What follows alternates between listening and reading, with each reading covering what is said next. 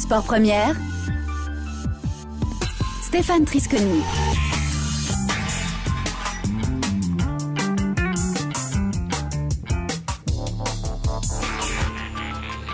On va évoquer maintenant une autre traversée, celle du nord-ouest à la rame. 7100 km entre le détroit de Bering en Alaska et le détroit de Davis au Groenland. Une première mondiale qui est en train de réaliser l'aventurier français Charles Eddrich.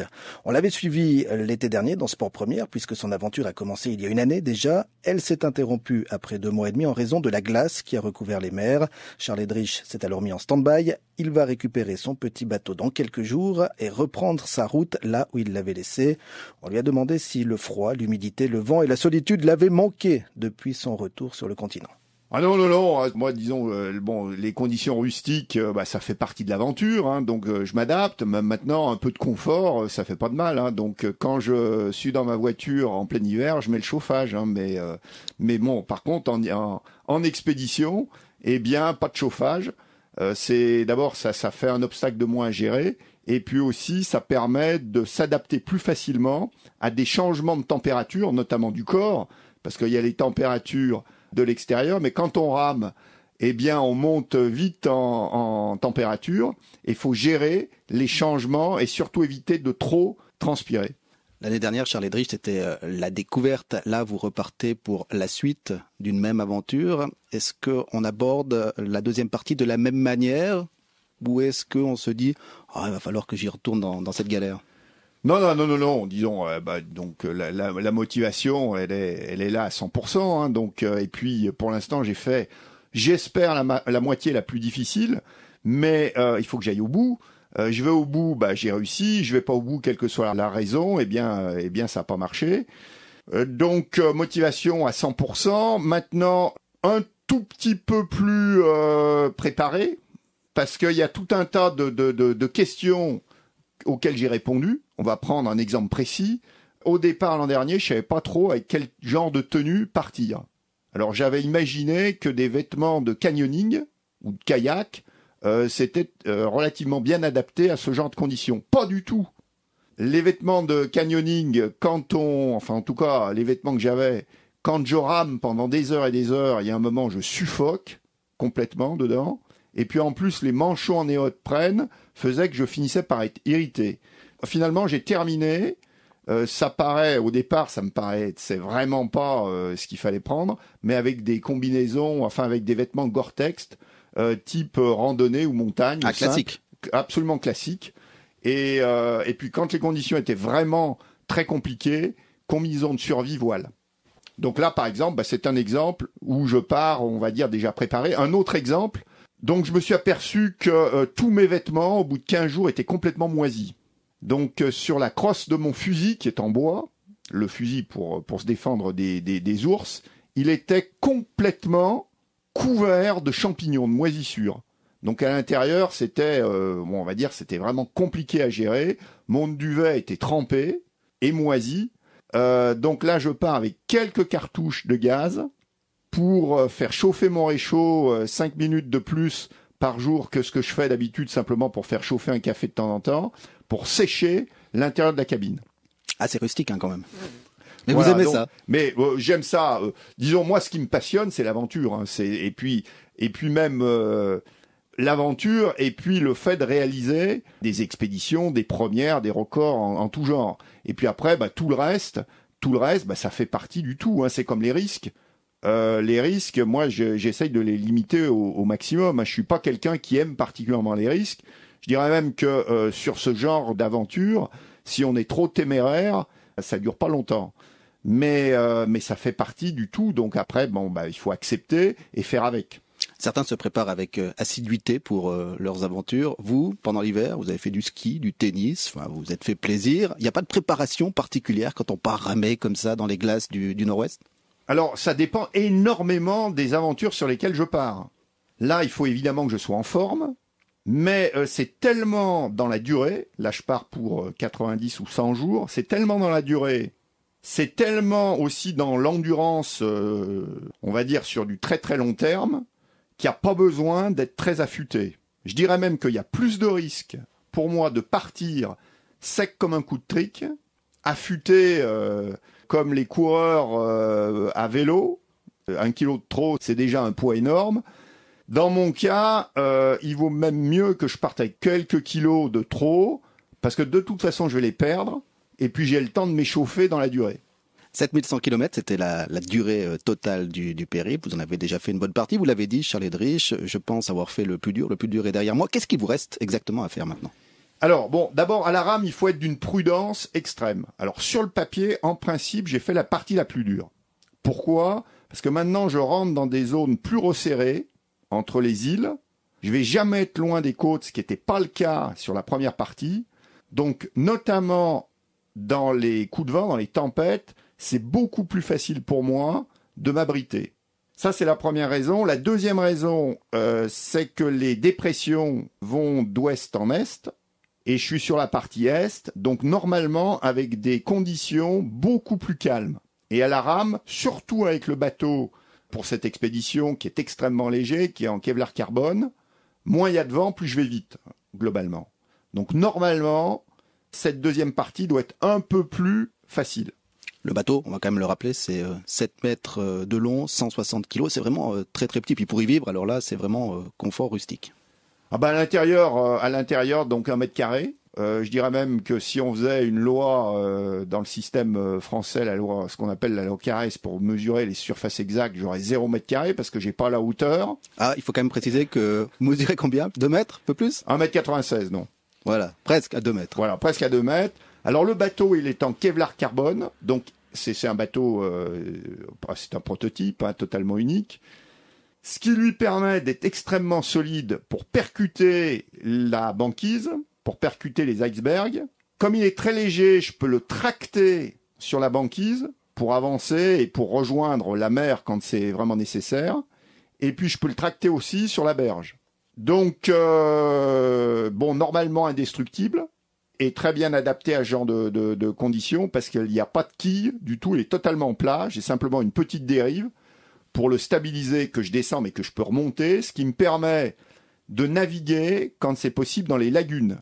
On le sait pas, moi-même l'an dernier, avant de partir, je pensais plus aux tropiques, au soleil et aux plages de sable chaud, en parlant de lagunes, mais là-haut il y a des lagunes qui peuvent être très très longues, 80 ou 100 km, et dans la lagune, il n'y a pas du tout d'eau. Donc d'avoir ce bateau totalement plat, eh bien ça me permet de pouvoir circuler dans ces zones facilement. Et c'est bien d'avoir votre témoignage parce qu'on peut le dire, il n'y a pas grand monde qui s'aventure dans ces zones-là.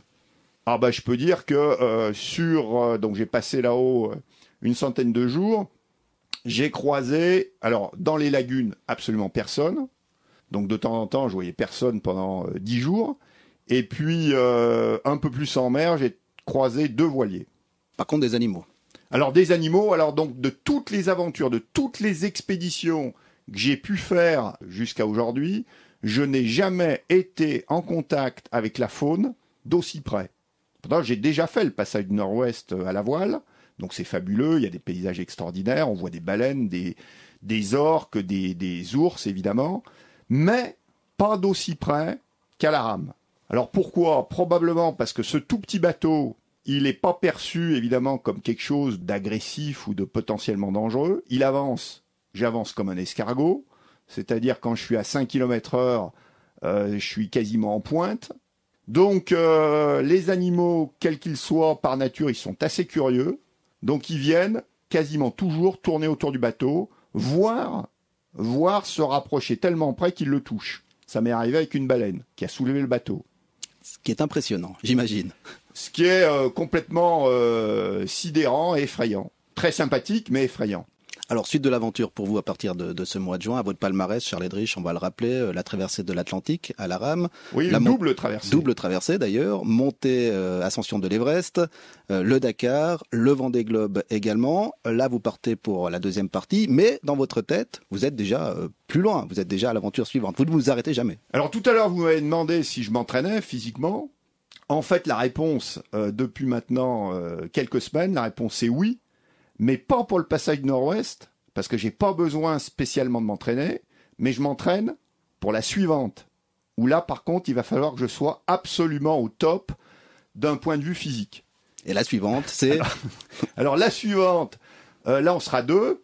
avec Sylvain Bazin, on va essayer d'être les premiers à faire une traversée complète en autonomie du désert de l'Atacama. Au Chili. Au Chili. C'est donc le désert le plus sec, le plus aride du monde. Il a plu sur le côté pacifique une fois depuis 10 ans. Et donc là, on va partir. C'est 1000 km de long. Il y a un seul point d'eau à mi-parcours, grosso modo. Donc on part chacun avec une charrette à bras qui fait grosso modo 120 ou 130 kilos. Et là, l'eau, la mer, la glace, ça va vous manquer quand même au milieu du désert, non? Alors, moi, tout me plaît. Donc, d'être près de chez moi, donc face au Mont Blanc, et de m'entraîner sur le sommet d'à côté qui fait 2000, c'est le Mont Joli. Pour ceux qui connaissent, je cours au sommet depuis l'endroit où j'habite. Ça me plaît énormément. Le fait de nager dans le lac de Genève, quand ça m'est arrivé... Le lac Léman, pardon. Pas fâcher les Vaudois quand même. Voilà. Et les Valaisans. Donc le lac Léman, ça m'est arrivé quelques fois quand je m'entraînais pour l'Ironman de Nice. Donc tout me passionne. Donc le désert. Alors en plus quand je suis en pleine nature, c'est encore mieux. Le Nord-Ouest, vous l'aviez déjà fait à la voile. Par contre, le désert, sauf erreur, mis à part le Dakar, c'est un peu l'inconnu, non?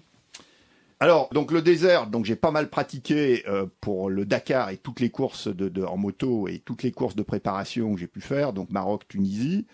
Mais par contre, oui, en course, enfin à pied, parce que course c'est un grand mot, vu qu'on va avoir une charrette de 120 kilos, donc on va pas courir comme des lapins. Mais non, oui, ça va être une première.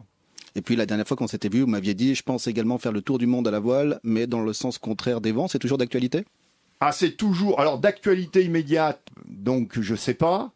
Alors pourquoi je sais pas? Parce que le désert de l'Atacama, c'est des budgets pour l'instant avec mes partenaires que je peux mettre en œuvre. Par contre, ce fameux tour du monde à l'envers en multicoque solo, ça s'est jamais fait et aujourd'hui on est quelques-uns à y penser. Et ça sera probablement le premier qui trouve le budget qui partira. Parce que le budget, là, on n'est plus sur des budgets qui sont pour l'instant à ma portée. C'est-à-dire, on peut avoir une fourchette? Oui, tout à fait. Alors, suivant, on va dire, entre 3 et 5 millions. Pour faire le tour du monde en 5 solitaire? millions d'euros, oui. Eh ben, dis donc. Parce qu'il faut le bateau, il faut s'entraîner, la préparation, et puis également, il faut se donner une possibilité de deuxième chance, au moins, parce que la probabilité de réussir du premier coup est quand même assez aléatoire. Donc il faut pas partir, enfin ça c'est mon point de vue, il faut pas partir avec de la nécessité absolue de s'imposer une réussite en une seule fois. Et pourtant c'est toujours ces records que vous recherchez, tous les aventuriers sportifs recherchent ces records, vous également. Alors moi je suis évidemment passionné par les premières, par les records de vitesse, etc. Mais aussi, on va dire, j'adore la compétition. Et la compétition, je trouve ça fabuleux quand on gagne, évidemment. Mais elle est fabuleuse aussi quand on est au milieu du classement ou quand on termine simplement, par exemple, l'ultra-trail du Mont Blanc, pour ceux qui connaissent, ou la Pierre Amanta ou la patrouille des glaciers, quand on a le niveau qui permet seulement de terminer. Par exemple, là, avant mon départ, j'ai 7 tournois de tennis à mon programme et j'ai un petit niveau, je suis classé, mais enfin, j'évolue pas au niveau de Wawrinka ou de Federer, loin s'en faut donc. Et pourtant, ça me passionne. Et quand je démarre un match de tennis, j'ai effectivement une motivation qui va faire que, quel que soit l'adversaire, tout sera mis en œuvre pour gagner. Et cet été, pendant que vous serez seul dans le Nord-Ouest, il y aura Wimbledon, il y aura la Coupe du Monde de football, entre autres. Est-ce que vous arrivez quand même à savoir ce qui se passe dans le monde quand vous êtes seul sur la planète de votre côté? Oui, j'arrive relativement bien à suivre. D'une part, on l'a vécu ensemble.